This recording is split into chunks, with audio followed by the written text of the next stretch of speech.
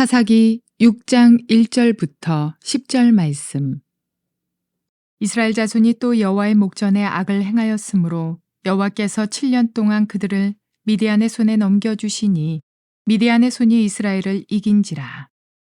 이스라엘 자손이 미디안으로 말미암아 산에서 웅덩이와 굴과 산성을 자기들을 위하여 만들었으며 이스라엘이 파종한 때면 미디안과 아말렉과 동방 사람들이 치러 올라와서 진을 치고 가사에 이르도록 토지 소산을 멸하여 이스라엘 가운데에 먹을 것을 남겨두지 아니하며 양이나 소나 나귀도 남기지 아니하니 이는 그들이 그들의 짐승과 장막을 가지러 올라와 메뚜기 떼같이 많이 들어오니 그 사람과 낙타가 무수함이라. 그들이 그 땅에 들어와 멸하려 하니 이스라엘이 미디안으로 말미암아 궁핍함이 심한지라.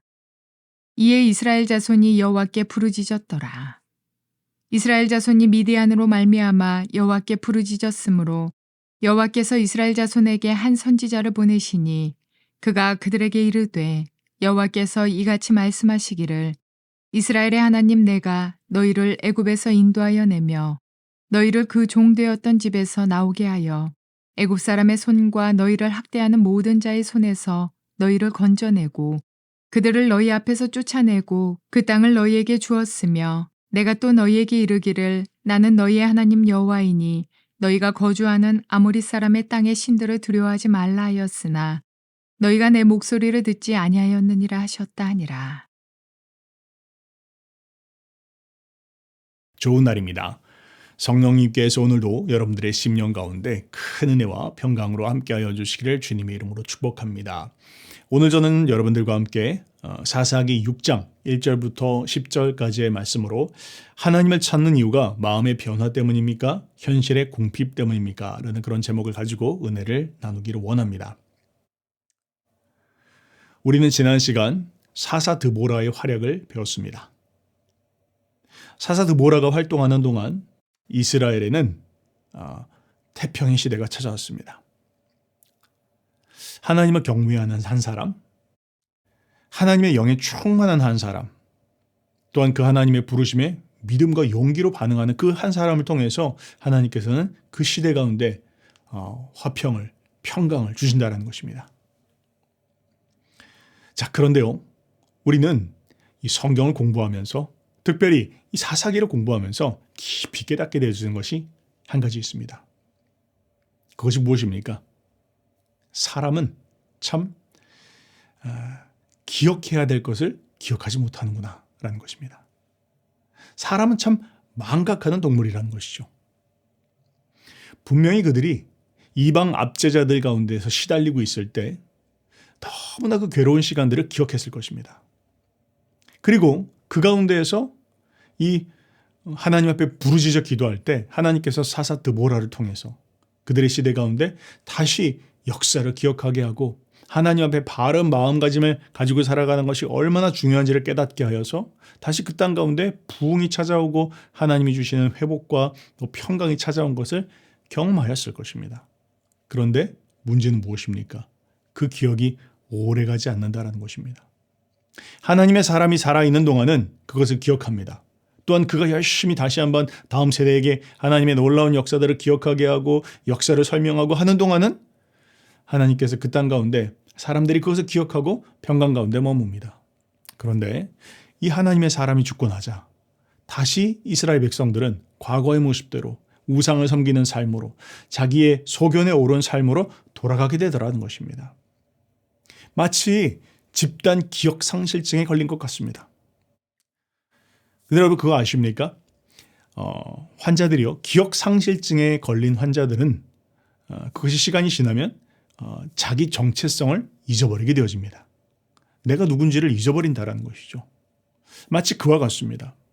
우리가 하나님께서 우리의 삶 가운데 행하신 일들을 기억하지 못하면 우리는 내가 누구인지를 잊어버리게 된다는 것입니다. 그것이 오늘 우리가 하나님의 말씀을 공부하는 이유입니다. 말씀을 공부하는 것을 통해서 우리는 역사를 기억하는 것이고 하나님이 우리의 삶 가운데 행하신 역사를 공부하는 것입니다. 그리고 그 역사를 공부할 때 그것은 그냥 과거의 지식이 아니라 이것을 통해서 내가 누구구나, 하나님이 어떤 분이시고 그 하나님 앞에 인간은 어떤 존재이구나 라는 그 깊은 자기 정체성을 다시 한번 확인하게 되어진다는 것이죠. 그리고 하나님 앞에 다시 한번 바르게 설 수 있는 은혜가 주어진다는 것입니다. 기억하는 것은 참으로 중요합니다. 자, 그런데요. 오늘 1절 말씀에 들어가니까 안타깝게도 이스라엘 백성들이 또다시 기억상실증에 걸렸습니다. 읽어보도록 하죠. 이스라엘 자손이 또 여호와의 목전에 악을 행하였으므로 여호와께서 7년 동안 그들을 미디안의 손에 넘겨주시니 그렇게 이야기하고 있습니다. 자, 하나님을 떠난 결과가 무엇입니까? 바로 하나님께서 그들을 7년이라는 시간 동안 미디안의 손에 넘겨주셔서 아주 환난의 시간을, 우환의 시간들을 갖게 했다라는 것입니다. 여러분, 여기 지금 이야기하고 있는 미디안이라고 하는 사람들은요, 흔히 어떤 사람들은 이것에 대해서 이 사람들에 대해서 사막의 바이킹이었다 그렇게 이야기를 하는 사람이 있습니다. 이 사람들이 한번 휘젓고 지나가면 나만 아는 것이 없다라는 것입니다. 아주 이스라엘 그 땅이 그렇게 큰 땅이 아닙니다. 이스라엘이 굉장히 작은 땅인데 그 땅에 어마어마한 그런 낙타와 가축과 짐승떼를 몰고 와서 그냥 한번 휩쓸고 지나가면 남은 게 없을 정도로 이 사람들은 포악한 그런 사람들이었습니다. 사람들이 얼마나 힘들게 했던지 이스라엘 백성들은 산으로 숨고 또 산에 토굴을 파고 들어가고 그렇게 해가지고 이 시간들을 지냈다라는 것이죠. 자, 그런데요. 여러분, 이렇게 7년 동안 우환이 계속된 이유가 무엇입니까? 근본적인 원인이 무엇입니까? 그것은 하나님을 떠난 것 때문입니다. 하나님과의 관계에 있어서의 문제가 있었다라는 것이죠. 근본적인 원인은 거기에 있었습니다. 자, 그런데 하나님 앞에서 이 우환이 계속 찾아오고 관계에 문제가 오고 혹은 사업이 망하게 되어지고 혹은 우리가 하는 그 모든 것마다 하나님의 은혜가 없다라는 것들이 깨닫게 되어지면 속히 하나님 앞에 돌아가야 할 터인데 사람들은 어떻게 합니까? 보통 그렇게 하지 않는다라는 것입니다. 시간을 계속해서 끕니다. 문제의 원인이 무엇인지를 신속하게 하나님 앞에 무릎 꿇고 기도하면 주님께서 깨닫게 해주실 것이고 그것이 하나님과 너와 나와의 관계 가운데에서 문제가 있구나라는 것들을 알려주실 것이고 그로 말미암아 회개하면 다시 하나님께서 우리의 삶 가운데 은혜를 주실 터인데 근본적인 문제를 해결하지 아니하고 우리는 그냥 미봉책으로 문제를 넘어가려고 한다는 것이죠. 오늘 본문에 보면 이스라엘 백성들도 똑 마찬가지였습니다. 2절 말씀에 보니까 이렇게 이야기합니다. 미디안의 손이 이스라엘을 이긴지라 이스라엘 자손이 미디안으로 말미암아 산에서 웅덩이와 굴과 산성을 자기들을 위하여 만들었으므로 그렇게 이야기하고 있습니다.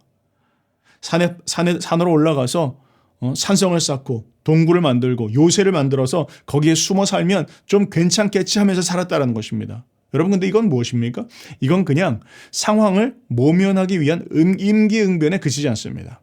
문제의 원인이 무엇인지를 지금 모르고 있는 것이죠. 문제의 원인은 무엇입니까?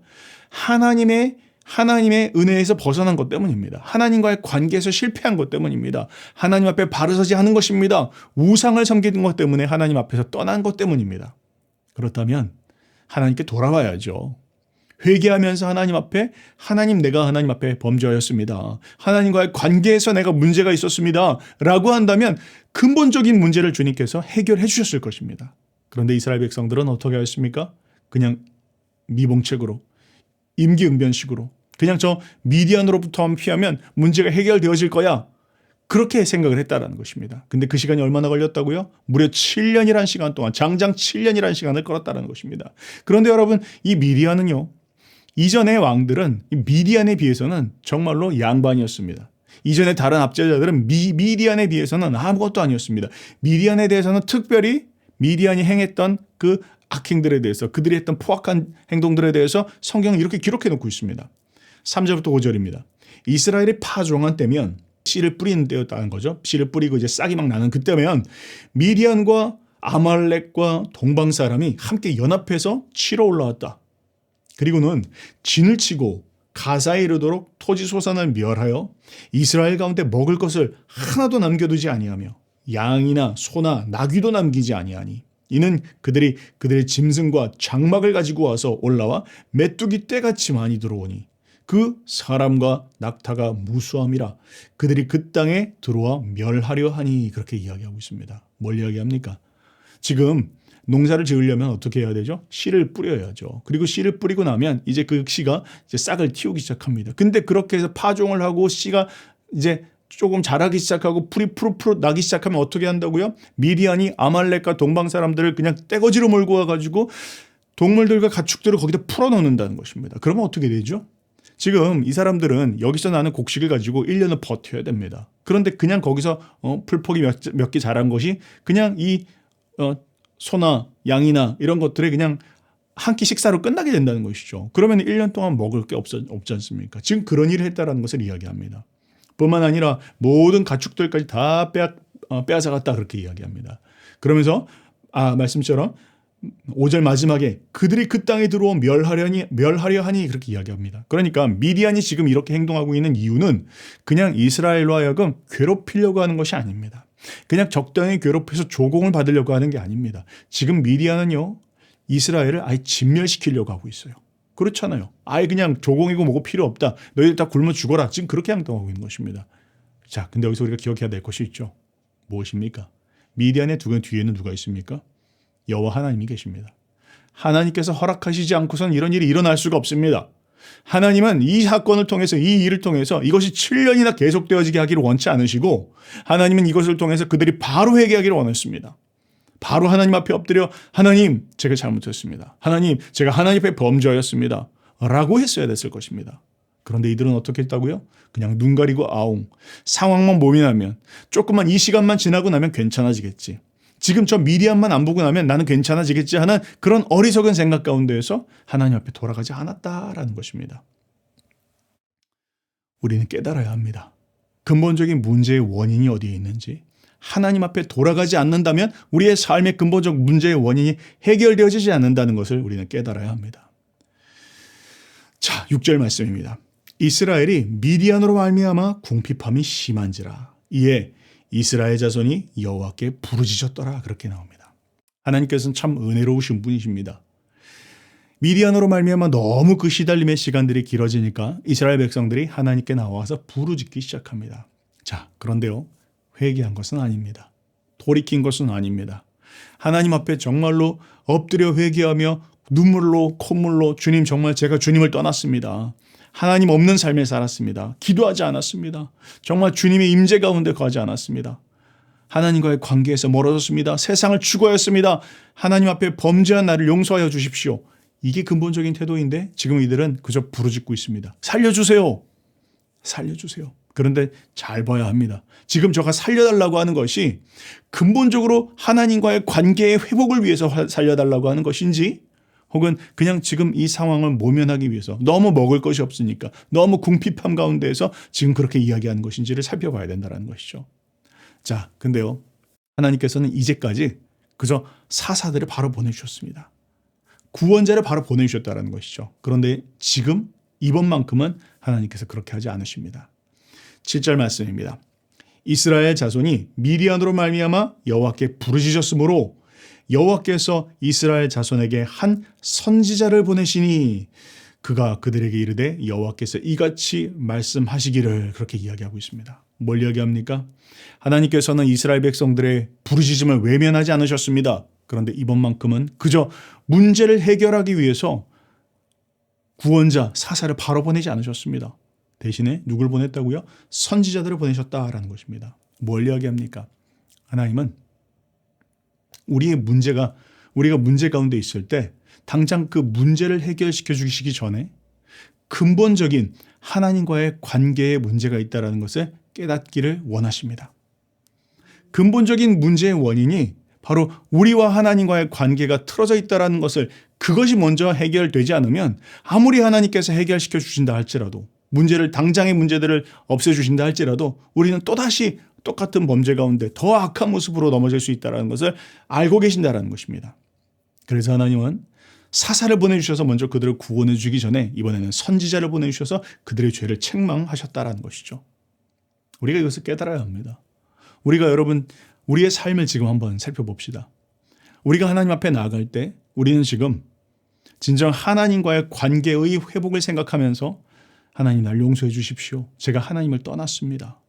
이 마음으로 하나님 앞에 나가고 있습니까? 혹은 당장에 돈이 없어서 혹은 당장 지금 관계가 깨어져서 혹은 지금 당장 어떤 사업이 안 돼서 그것 때문에 지금 하나님 앞에 나가고 있습니까? 하나님은 말씀을 통해서 오늘 이 성경 말씀을 통해서 우리에게 지금 이야기하고 있는 것입니다. 너의 마음을 한번 살펴보아라. 네가 지금 내게 나오고 있는 그 이유가 무엇이냐? 나를 찾고 있는 그 이유가 무엇이냐? 지금 하나님께서 이것을 묻고 계신 것입니다. 선지자는 이스라엘 백성들을 강하게 책망합니다.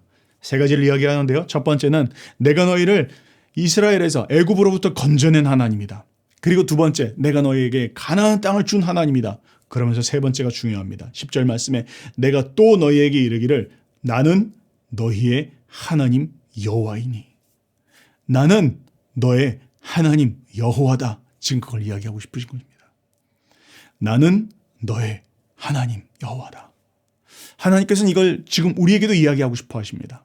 나는 너의 하나님이다. 바로 내 이름이 여호와다. 여호와, 바로 내가 너의 하나님이다. 너의 하나님은 다른 그 어떤 것이 아니라 내가 너의 하나님이다. 내가 너를 책임진다. 내가 너를 구원했다. 내가 너의 삶을 인도할 것이다. 너는 나와의 관계를 바르게 세워야 할 것이다. 지금 주님은 다른 그 어떤 것들 해결해 주기 전에 그게 제일 중요한 문제라고 이야기하고 계신 것입니다. 사랑하는 여러분, 하나님, 여호와 하나님과의 관계를 바르게 하시기 바랍니다. 다른 그 어떤 문제를 해결해 달라고 하나님 앞에 울부짖으며 기도하기 전에 하나님, 근본적으로 여호와 하나님, 당신과 나와의 관계가 틀어졌습니다. 깨어졌습니다. 제가 하나님을 떠났습니다. 제가 하나님을 찾지 않았습니다.